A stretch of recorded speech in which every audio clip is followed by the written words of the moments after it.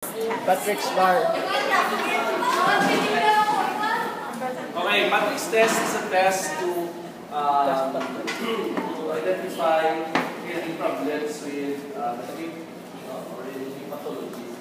Okay, so the affected leg is flexed and heel is placed on the knee of the patient. Okay, then you tell the patient to abduct the hip joint.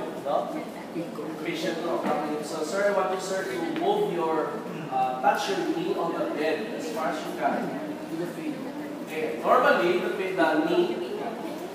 the knee would be, or this leg would be able to touch the bed with no problem, and it will be aligned with the other leg.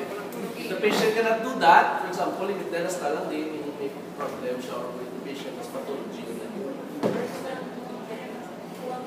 What's the capsular pattern of it?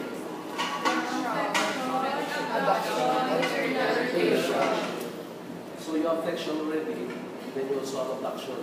Although external rotation, hindi na perform sa patient, but the patient will show also limitation to this movement. Okay, so kung may limitation, hindi yung lamamo, hindi yung matouch ng bed, hindi yung sa bed. That is positive for Patrick's. Next, minsan na halal yung erase ko na you have your abduction, flexion abduction test. May tayo sa libro. Flexion abduction test.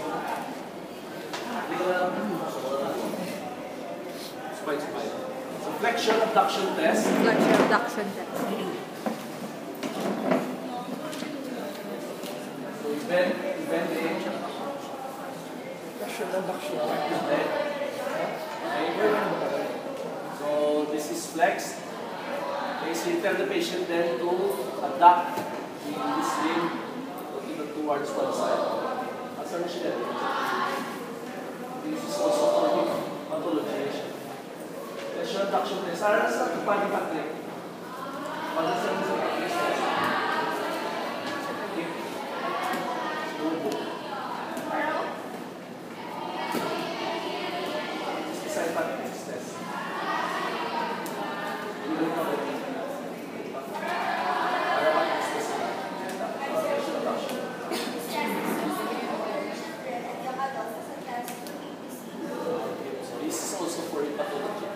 Kung hindi yan yung ma-perform, hindi yan ma-move without of things like this.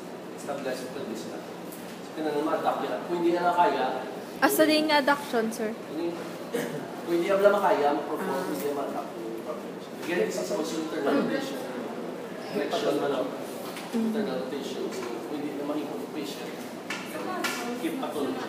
Sa hip mismo, sa hip patient. Sa hip So, it's either necrosis,